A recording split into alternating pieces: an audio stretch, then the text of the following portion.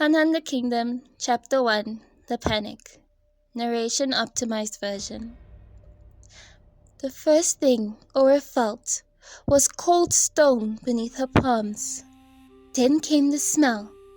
Iron, wet earth, smoke, and blood, thick and metallic in the air. She opened her eyes and froze. Bodies lay everywhere. Dozens, maybe hundreds. Men in silver armor and blue heraldry, the good king's knights, scattered like fallen stars across the reddened grass. A spear rolled past her hand. Ora? Mila's voice trembled. Where are we? Ora pushed herself up, breath shaking. She looked down at herself, at the black and gold armor hugging her body like something forged for royalty. Elegant, sharp, not hers. And in her hand, a sword streaked with blood. Her lips parted, voice cracking. Mila? Why is there blood on our weapons?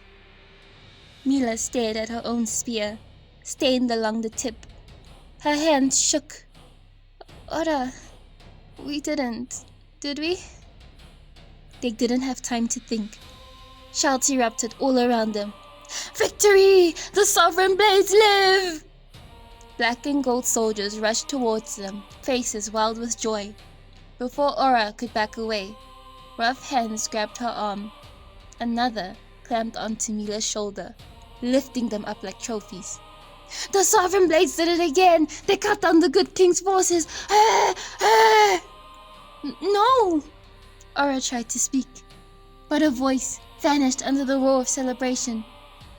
Mila's breath hitched, barely audible. We didn't do anything! But nobody listened. General Varen. A heavy tremor rippled through the ground. The cheering softened as soldiers stepped aside, forming a path.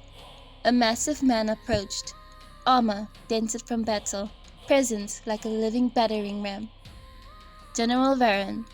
Even the chaotic soldiers straightened in respect. He scanned the field, then knelt before the ladies. A man carved from stone, bowing to them. Sovereign blades, he said. Your precision was unmatched. 28 of our men fell, but you delivered us victory. Ora felt her stomach drop. 28 of their army. And the good kingdom's knights, practically all of them.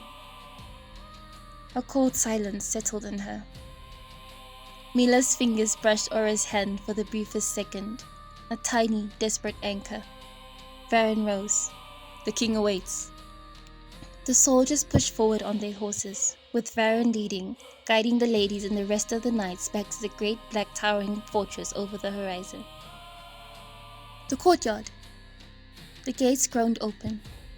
Inside the courtyard was horror. Cages hung from chains. Prisoners slumped inside them, barely moving.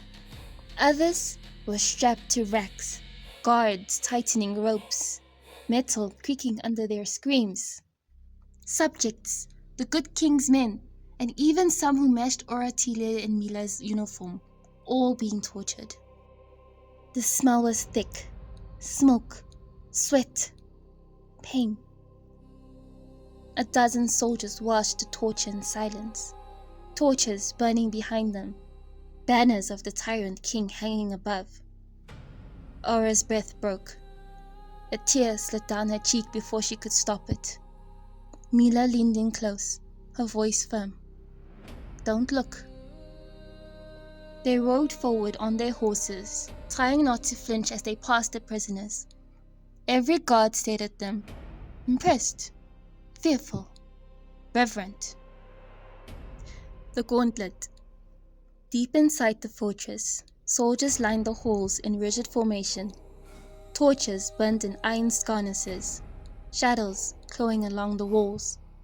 The ladies were guided through a long passage of kneeling knights. Every helmet bowed to them, every fist cast over every chest. They outranked everyone here.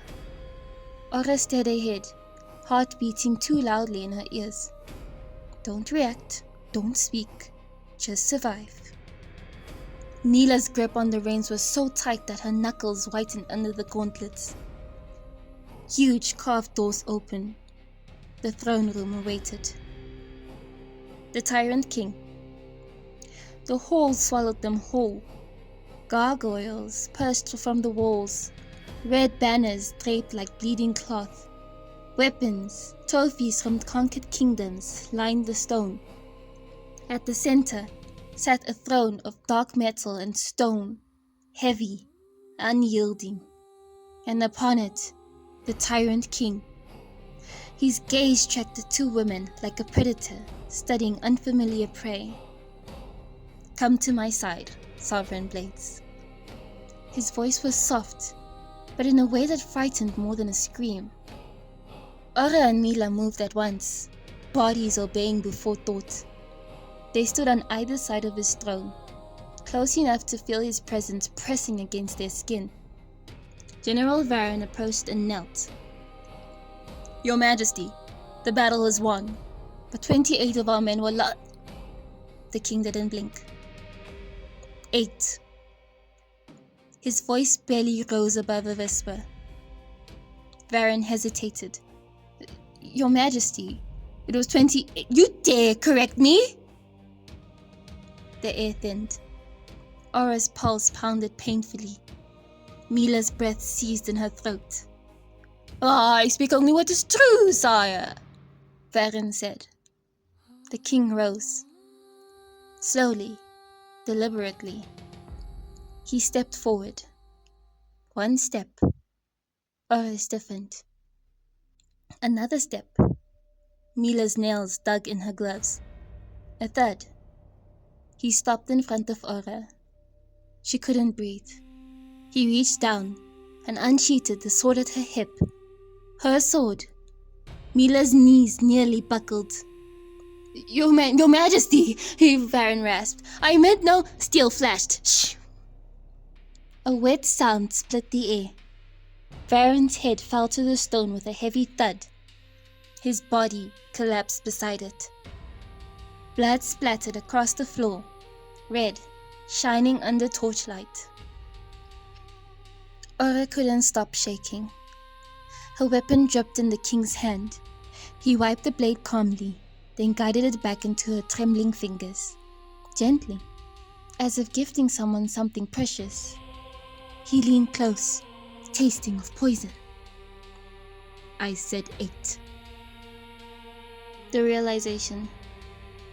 Guards dragged Varen's remains away. No one gasped, no one protested, as if this was routine. The king stood in front of the ladies, expression eerily gleeful. You have served me well, he said. My sovereign blades lead me to victory again. The words sank like stones. Ora stood ahead, the sword heavy in her hand. They were trapped in the roles they never chose. Mila swallowed, forcing a fear deep, deep down. One wrong word, one wrong breath, one wrong look, and they would end as Varen did. So they stood still, silent, motionless, obedient. They were no longer pop stars, no longer girls from their world of lights, laughter, and music. Here in this kingdom of fear and blood, they were his sovereign blades. And if they wanted to survive, they had to play the part. They don't know exactly how they got here, but they do know who's to blame. Tari Ize. End of chapter 1.